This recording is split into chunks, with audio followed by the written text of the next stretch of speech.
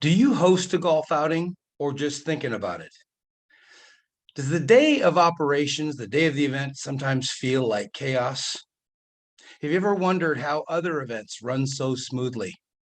Well, you've come to the right place. Hello, everyone.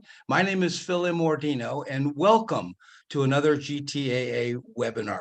We do a series of these and go in depth to help you produce a better golf tournament. For over 30 years, we've had the chance to work with over 200,000 tournament planners.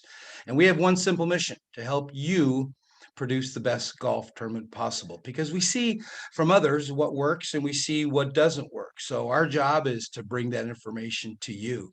So today we're going to talk about the day of operations. How do you run your event that day? You've spent 6, 7 months working up to this day, and now the big day is here. So we're going to cover in-depth kind of things that's going to help you with your day of operations. Number one, what is your goal? What's the objective? What should it be? What should be the ultimate goal for that day? What are the key ingredients for that day? What goes into it?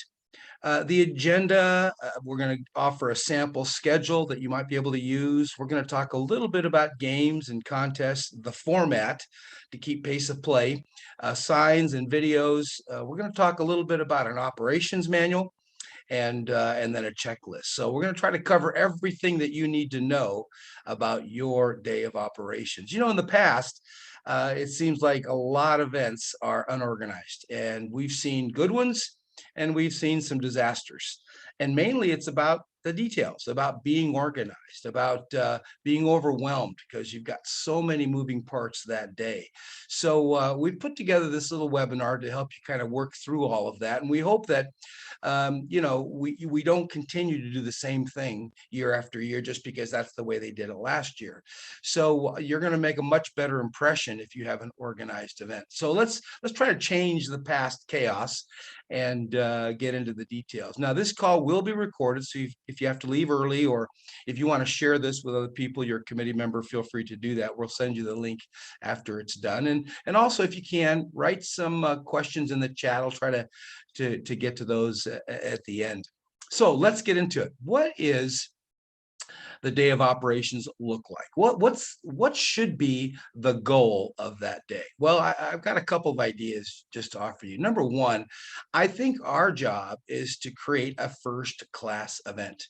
You know, you've got to remember, these golfers, they have lots of options. They can play in any event, any day throughout the year in some cases, and they can't play in all of them. So they're going to pick and choose the good ones, the first class ones. So I really want to encourage you to focus on first class. Make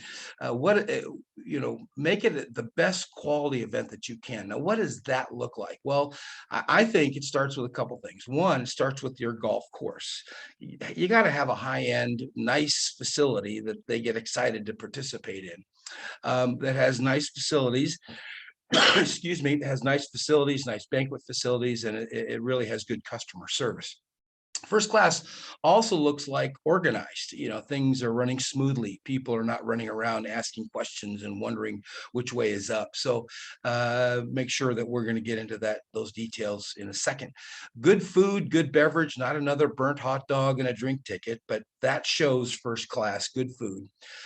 Great gifts and prizes shows quality. A great goodie bag with not just koozies and calendars and pins, but not Dutch donated stuff, but good stuff that quality stuff that the golfers like.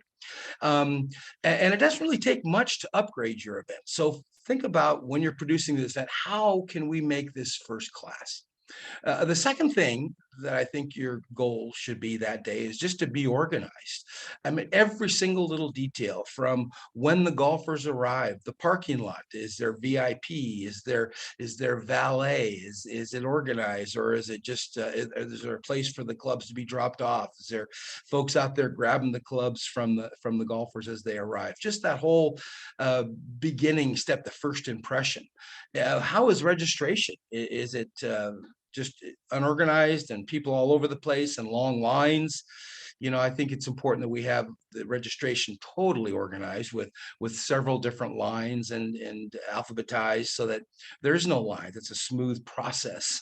uh, clear instructions, clear directions. I like to see lots of signage that says, putting green this way, and golf clinic this way, and driving range this way, and food and drink this way. So directional signs shows that you're organized. Volunteers, lots of volunteers. I like to see volunteers with a maybe a unique different shirt, a different colored shirt, or even a button that says I'm a volunteer, ask me, that are knowledgeable, that know the answers. And we're going to get into how we do that. But volunteers that help make the golfers feel comfortable. That's another way to be organized. Pace of play, big key factor in being organized is pace of play. In other words, golfers do not like to play more than 5 hours.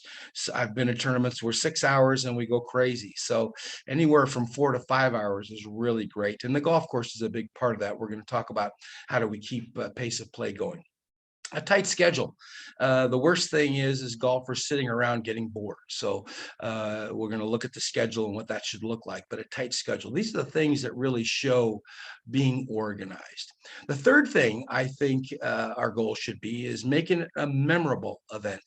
There's lots of events and most of them we forget about, but us golfers love the ones that we can remember. So how do we make our event stand out? How do we make it unique? How do we make it different? I think we give them something that they can remember us by. They become a winner at your event. We want them to walk away and say, wow, that was a great event, because we want them to return year after year, year after year. So we're going to talk about maybe a memorable gift that will market the event, and helps them not forget about you. And then the fourth goal for that day should be raise more money. We're not just done if they've paid in advance and your sponsors are done. We can increase our revenue 25, 30% just that day if it's done right, through mulligans, through super tickets, through the raffle, auction, the award ceremony, and the appeal, which we'll talk about. So those, I think, are our main goals of the day. Number one, obviously to be first class, be organized, make it memorable, and then to raise more money. So then the question would be, what are the key ingredients of the day? There's a lot of moving parts, and you need to have a handle on the big picture as the event coordinator or event tournament chairman. So what are those moving parts? Well, first of all, volunteers are key. The more volunteers we have that are informed and educated, the better. So I'm going to talk real quickly about what volunteers do you need. First of all, you're going to need a volunteer chairman, someone to oversee every volunteer, to make sure that everyone knows what's going on, who's doing what, and they're in the right location, and so forth. We need a volunteer to oversee sponsors. Sponsors are your big revenue, so we want to make sure that they're taken care of. They feel important. So someone to meet and greet, make sure that they feel cared for at the event. We need someone in charge of that goodie bag, someone to make sure that all the gifts and prizes have arrived, that they're all put into the bags, that they're being distributed at registration. And then registration, someone to oversee registration. Now, you're going to need several people in each of these areas, but you need one person, to oversee that process. So registration is key. I like to put a person in charge of golfers. Now, even though the golf course is mainly in charge of that, you want to be making them feel comfortable, a meter and greeter, making sure that their carts are organized and the names are on the carts and they know where to go and what hole they're supposed to start on. You need one person overseeing that auction. That auction is going to be big, and if it's done right, you can make lots of money. The raffle could be huge if you get 50, 60 items. How do you coordinate that? Someone to oversee that process. And then maybe a putting contest if you have one before the event, and the finals maybe afterwards, and possibly a golf clinic, which is always a fun thing to have. So those are the volunteers you need. So that's a key ingredient of your event. Another key ingredient is well, we like to call the pregame. What happens before the golf tournament? What's going on? What are some ingredients there? Well, it could be any putting contest that you have at the putting green, kind of the qualifier. You may have some long drive contest on the driving range in advance. Those are always fun. I like to see golf clinics, a little golf instruction on the driving range by a well-known golf pro, if you can get one. That's added value that shows them that you're giving back. You're giving them more, giving them some golf instruction. Registration, huge. Obviously, that's a big part of it. And I think a big breakdown for a lot of tournaments in showing an organization is that registration. So you need lots of volunteers, maybe 5 or 6, depending on the size of your tournament. And as I mentioned earlier, a line, several lines, maybe in alphabetical order, so they're not all standing in one line. Make sure that you try to get most payments in advance, whether it's definitely golfer registration. No one shows up without paying in advance because they may not show up.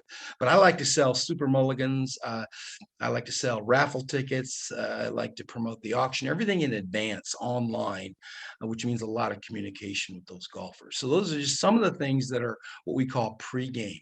And then during the tournament, you've got obviously the golf tournament itself, the format. What does that look like? Is it explained properly? Do you have a rule sheet? I like to send out a rule sheet in advance so the golfers can read that before. I like to see it on the cart printed, and then I like to see a actual either someone from the golf course or your tournament chairman reading the instructions. So no, there's no question about what the format is and how it works. And so they don't have any question about where's the long drive, where's the close to the pin, what contests are going on, how do I win? That's what they want to know. How can I win? And the more they feel comfortable with the format and where the games and contests and what they're playing for, the better they feel. I can tell you that a lot of us golfers will go to a tournament and really don't have any clue on what's going on. Our buddy invites us, we show up, and it seems very unorganized and no one knows what's going on. So make sure you make it really clear. What I love to do is before the tournament starts, right when they're getting in their carts, I like to pull all the golfers out of their golf carts, and I like to put them all together, maybe on the putting green or the driving range, take some big group photos, and then read the instruction over the sound system right then and there. Now, you may have a huge tournament with 200 players, and that's tough, but it's worth it. Yes, it's a little bit of organization trying to get them back in their carts, but it's well worth it because now you get those group photos, which are invaluable for promotion in the future, but it's also a way to give out the instructions in advance and let them know what the day looks like, where the contests are, and they feel much more comfortable with that. Another big part of that golf could be the weather. I would really caution you to be aware of what the weather's going to look like that day. Make sure you're checking it every day. I don't know if you know this, but you can buy weather insurance. Weather insurance can protect you. But people say, what do we do when it's bad weather? Well, there's a couple of options. Most likely it will not be canceled unless it's just pouring rain. If it pours the day before or the morning of, it won't be canceled. If it's just a light drizzle or a little bit of raindrops, the golf course will not cancel that. The golf course is the only one that has the right to cancel that. In a lot of cases, if they do cancel, they'll give you vouchers for the golfers to come back, which can be a nightmare, I can assure you, to try to reorganize that tournament. But it shows goodwill and that you did your best. But typically what will happen, let's say you're starting to play the tournament, the golfers play maybe 9 holes and it starts to pour rain. I would be prepared for that. I would have some activities inside ready for them. Typically, if the golfers have played 9 holes, they're content, they're happy. Sure, they want to play 18, but if the weather doesn't permit, there's other ways to keep them entertained. I like putting contests indoors, maybe a simulator, but be prepared for bad weather. And you'll avoid that big challenge. So you've got the golf, that's the key ingredient, and then you've got the games and contests. We have the long drives and we have the close to the pin. I would encourage you to take a close look at the money-making games and contests because there's so many of them out there. A lot of times we'll do close to the pin and long drive for prizes, which is great, but I like to see money-making contests. Now we've spent a whole hour talking about that, how you make money with games and contests, so we won't go into it today, but make sure that you have a good handle on which games and contests. Contests meaning, first, second, third, whether that's team, individual, different flights. I like to give more than first, second, third. I like to give fourth, fifth, sixth, again, to make more winners. Many people ask, how many games and contests should there be? And the answer is simple. It depends on your purpose. I've been to events where it's put on by the convention center or a hospitality group, and there's parties on every hole. There's food and there's drinks and there's games, and people don't really care because it's just fun. But if it's a more serious competition, then you want to be very careful not to hold up the golfers in these games and contests. So that's very, very important. I want to get back to how too many games and contests, because what big topic comes up is pace of play. How do you keep it on track with these 5 hours of golf? And there's several ways. It's not just about the format, although the format's important, because remember, if you've got a group of beginner golfers or golfers that don't golf very often, they're not going to be as good or as fast. So you want to have a scramble format so that they're not spending a lot of time chasing balls. Scramble is simply a team event where they use the best ball hit. So that's one way. Choose the right format to keep the pace of play. Better golfers, you can use a best ball because they know how to keep up that pace of play. Another way to keep the pace of play is spotters. I love spotters. Maybe if you got lots of trees or desert, you may want some volunteers out there watching where the balls go and helping the golfers track those down so they don't spend too much time tracking down balls. You have a 2-putt maximum. You say that 2 putts on the green and that's it. It's another way to keep the pace of play. But my favorite is a 4 caddy. Caddies are great. Can be expensive depending on the facility, but 4 caddies are great. Usually one person per foursome that will help read the distance to the pin. It also helped read the greens. We all tip the 4 caddy, but it's a fast way to keep pace of play, and it makes us golfers feel important that we have a caddy helping us with the tournament. So think about 4 caddies, but those are just a few ways, to keep the pace of play going, because you do not want to go after over 5 hours of golf.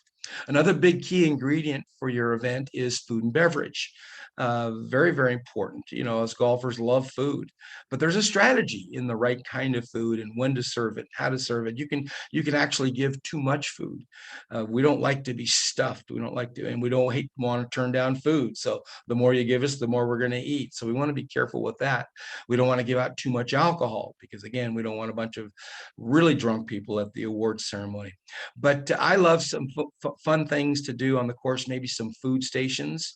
Remember, we should get all these sponsored, so you're making money doing this. But I remember a tournament where they had a chef making little snacks on the grill out there on the tee box. I remember another tournament where there was peanut butter and jelly sandwiches, and I'll never forget that tournament because I love peanut butter and jelly, and there's something about peanut butter and jelly and golf that go great together. So it's those little things that get attention, where we remember, and get them sponsored so you make some money. So that's it's very, very important. You don't want to stuff them before the award ceremony, or they won't even stay. They'll just eat the food on the course and then take off. But make sure there's a nice balance. We love great food at the award ceremony, but not if we're overstuffed throughout the day. And then the other key ingredient, the day of the operations, is the award ceremony. A lot of us, we did a session last week on the award ceremony, what that should look like. And I encourage you to turn it into a party, make it fun. Golfers will stay if you make it fun. Turn into a party, have a great MC. Bring out some entertainment, whether that's music or a band or a dance floor or magicians, but make it fun, keep it upbeat. See, if you do all this, you can actually make more money by inviting other people and selling tickets. If you got other people there, now you have more folks to sell raffle tickets to, more people that are involved in the auction. So it's very, very important to have a fun, upbeat award ceremony that golfers stick around for. You don't want them leaving.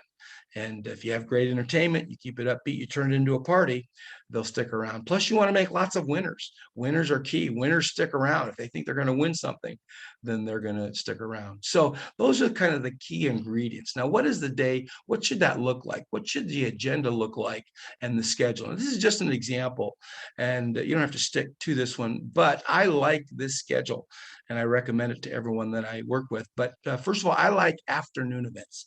Why do we like afternoon events? Why? Because number one, if you have too early in the morning, people show up late. It's really crazy to get people organized when it's 7, 8 o'clock in the morning. But two, if you have it in the afternoon, people aren't rushing back to the office. If you have it in the morning, they're gonna be in a hurry, they're gonna work, they're gonna play golf, and they're gonna run back to the office. But if you have it in the afternoon, they're gonna stick around. It's too late to go back to the office, and they're ready to party. So I encourage you to think about an afternoon event. Plus, I like to see a full day of activities. Get them there semi-early and entertain them. Have fun, do some fun things with them. So here's kind of the schedule that I recommend. Number one, get the committee there early. You could get them early, 8 o'clock in the morning, and meet with the staff of the golf course, meet with the volunteers, go over every single detail. Very, very important. I'm going to show you an operations manual and what that should look like. And I encourage you to print one out so that everyone has everything they need to know about that day. Maybe golf registrations can start around 10 o'clock. Maybe you've got some brunch, you got some light breakfast there for them to take advantage if they ran out of the house early and didn't get to eat.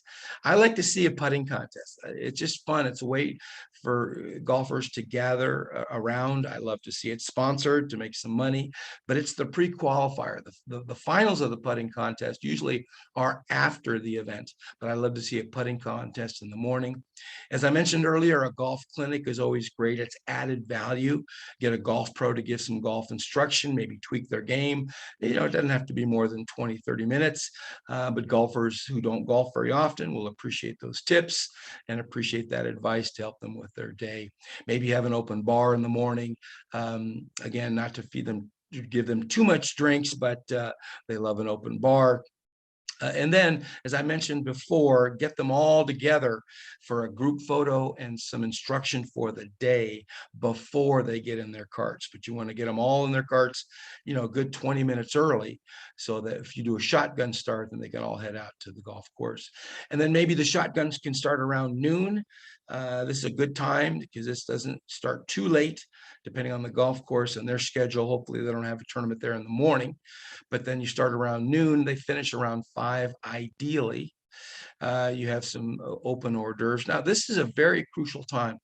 Is after the tournament, because if you don't do it right, some golfers are going to finish maybe an hour in advance of the other golfers. So it's important that you have pace of play. You've got rangers out on the course keeping them moving. You've got the scoring, ideally live scoring, so don't spend an hour trying to get all the scoring together. But this is a crucial time because you want to get that award ceremony going right away. People are waiting around an hour or two, they're going to leave. So you want to make sure that you keep the pace of play, you keep a tight schedule, you get them in and start that award ceremony. And then award ceremony, the dinner starts. Obviously, you want to give out, you want to have a great MC, keeping it lively, keeping it a tight schedule. You want to recognize those sponsors, maybe even give them a couple minutes to say something.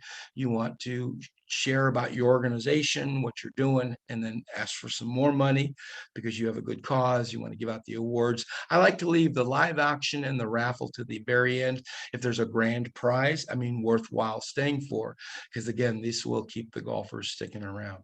So that's kind of the day of the schedule. You don't have to keep to it by every minute, but it seems to work well. It's a good generic one to start with. So let's talk about, I didn't even let you look at that schedule. Give you a few minutes to take a picture of that. Although I'm going to send you the notes. So don't worry, I'll send you the PowerPoint and the notes if you want them, so you can take a look at that schedule.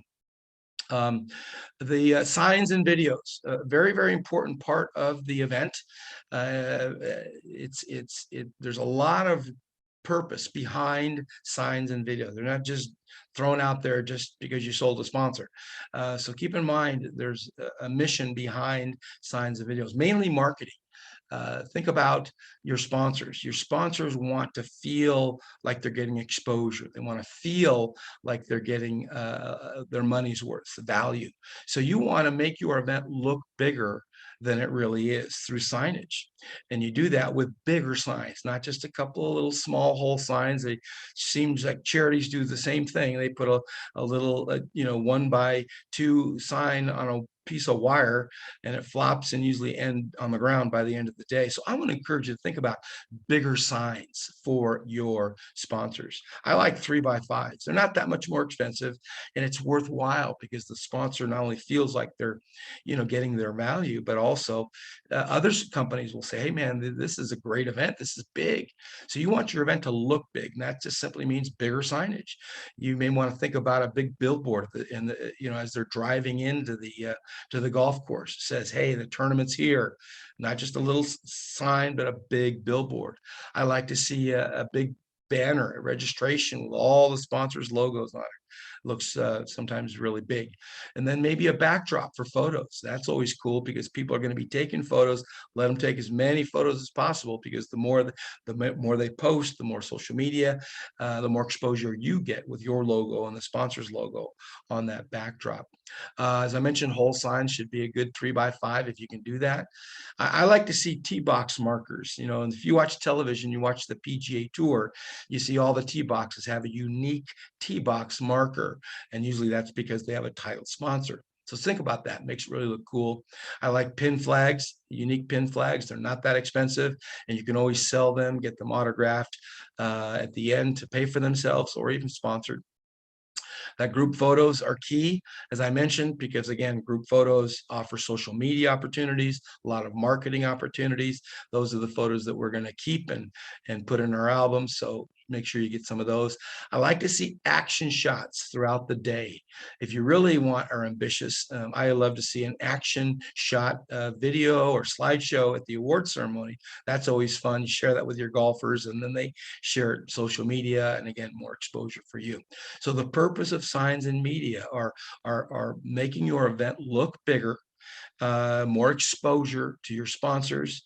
Hopefully other companies may want to think about sponsoring your event next year because of all this great signage. And then future marketing, promotion. People love to see themselves, and they're going to promote it. And the more photos you can offer them, the more they can do that. So I mentioned earlier about getting your committees together, getting your volunteers together early. I like to see what I call an operations manual. An operations manual is something that has everything needed for that golf tournament. Everything needed that anybody wants to know. Here's why this is so important. Typically, when you have a lot of volunteers, if the volunteers are not informed and do not know what's going on, a golfer will ask that volunteer and they don't know, and it makes you look unorganized. So I encourage you to print out an operations manual. I'm going to try to show you what an operations manual looks like here really quick, and see if this can help you with your event. Give me a second while I show you the operations manual. And this is what it looks like. Hold on. Forgive me. Okay, here we go. Operations manual. Okay, it has everything. It has a table of contents. It has everything you want to know about that day, the schedule, the format, if you have celebrities, sponsors, signs, financial, food and beverage, auction items, raffle items, vendors, and contacts, layout, day of needs. So you go through this, it has all the basic information, the pricing, it has the team, who's involved, who's in charge of each area, talks about the schedule of the day and what does that look like. It talks about the format, what is the format? How does that work? What contest do you have? Who can be a winner? Talks about close to the pin and where they are, what holes are at, where the long drive is, has a list of all the sponsors and what they get and where their whole sign should be, has a list of all the sponsor signs, maybe the financials, what are your income, what are your expenses, food and beverage, when is that being served and what are they going to get. It's going to also have the volunteers listed and who's in charge of what area, what auction items are going to be given away. Very important because golfers are asked those questions. What raffle items are you giving out? So they want to know that. Who are your vendor contacts so that you can have direct contact with them. The layout of the facility, where things are located, and then the day of needs. Very important, the day of needs with a checklist. What do you need to bring to the event? So this is just kind of an overview of what I believe an operations manager should look like.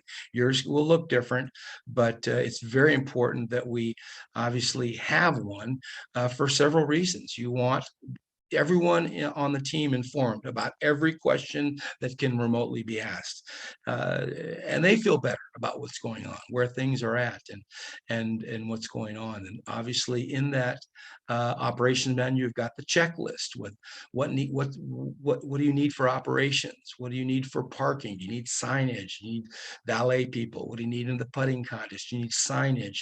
How about the golf clinic? You need more signage. Do you need some balls, extra clubs? What do you need at registration? Do you need money collectors? Do you need a merchant processing service, registration, volunteers, signage, a list of all the signs, a list of all the game gifts and prizes, so you don't forget about any of those. What goes in the goodie bag? A list of those. Who's the photographer? What shots do you need? Award ceremony, auction items, raffle. So obviously all the things that talked about. And then very important is this layout. I encourage you to have a layout of the facility. A lot of people forget to have this layout because it can be tough to do, but I think it's very important. Volunteers need to know where they're going to be. Staff needs to know what's going on. Where's the party? Where's the putting contest? So I encourage you to print out a layout of the facility so that you can make sure that everyone knows where everything is going on. And then the final topic that we want to talk about is how to get these golfers coming back. Again, we talked about your goals for the day, but here's just a few ideas on how to get these golfers coming back every year, because that's really the ultimate goal. Show them a first-class event and get them back next year. It's so much nicer to have a sold-out event for next year than having to start all over again every year. So I encourage you at that award ceremony, sign them up for next year. Do a little promotion saying, did you have a great time? And if you sign up today, it's only $10 deposit and we'll give you a sleeve of golf balls. Great way to get your field sold out, because you see, remember, you are fresh on their memories. They're thinking about you right now. So get them signed up now for next year. Give them something to remember you by. I know this is kind of silly, but use a marketing tool. That goodie bag is great. I want to show you a couple of items that I use that I remember events by. I know they're silly, but I get this coffee mug every year at this one tournament. And for whatever reason, I use this coffee mug and it reminds me of this tournament. So I'm thinking about this tournament and this group every single day. And so you want to give them something that they're going to use, that they're going to remember you by. Another thing that I like to remember tournaments by is this little, I know it's simple, but this little picture of my little group. And I put this up on my desk every day. And guess what? I'm thinking about that tournament almost every day. How would you like your golfers and your sponsors to think about you, your organization, your event every day? Give them something they can remember you by, that they're going to use, not something like maybe a pen, but pens get lost, but something that they can use. Get everybody's email, whether it's at registration, whether it's when they're signing up for the tournament, or whether it's at the award ceremony. But make sure you get everyone's email so that you can stay in touch with people throughout the year and they don't forget about you. Remember, out of sight, out of mind. And if they forget about you in your tournament, they're not going to put it in their calendars and they're going to forget about you. People ask me, how do we communicate to our sponsors and to our golfers? I love to see be a newsletter that you create that goes to your database every month. It doesn't have to be in depth, doesn't have to be fancy. Maybe it's just a golf tournament update, and it has topics like, how much money did you raise this year? Where did the money go? Who did you help? Talk about scholarship funds, or people, go do profiles on people you actually helped. Talk about the golf course in detail when you secure it for next year. Talk about sponsors and what they do. And it's a good way to promote sponsors. But most importantly, stay in front of your golfers and your sponsors every single month throughout the year to make sure they don't forget about you and they come back next year. So I'm going to wrap up here in a second. But before I do, for some of you do not know, just going to real briefly tell you about who we are and what we do. We're here to serve you. Our membership is free. We offer weekly newsletters with tournament tips, new ideas. We offer now these weekly webinars that go in depth about every area. And we'd love to hear from you. If you've got an area that you want us to go in depth about, we do the research, we do the homework, and then we present it to you. So feel free to let us know about those. We have books. We have books available. How to Produce a Successful Golf Tournament, which is over 80 pages every step of the way. We have it in a hard copy and an e-version. We have a new book called 400 Games and Contests and Format Ideas. Shows you all kinds of ways to make money with games and contests. We also have a certification program. If you said, hey, I want to be a tournament certified planner, or even if I want to get into the business, we can help you do that. So keep that in mind. And then if you just need some coaching and some consulting for some bigger events, or if you want to take your event to the next level, we can help you do that. So keep that in mind. We're here to serve you. Let us know if we can help you do that. So let me wrap up by just saying a couple things. Number one, congratulations. If you're doing a tournament, you've done it already. You've broken the ice and you're on your way. So let's do some tweaking and make your event the best event possible, because we want the perfect day. We want people coming back. So be organized, have an operations manual, have a checklist, be totally organized. Focus on having a first-class event, one that people say, wow, this is great. I loved it. I can't wait to come back next year. I can't wait to tell my friends about that. Keep them entertained, have a tight schedule, give them a gift that they're going to remember you by.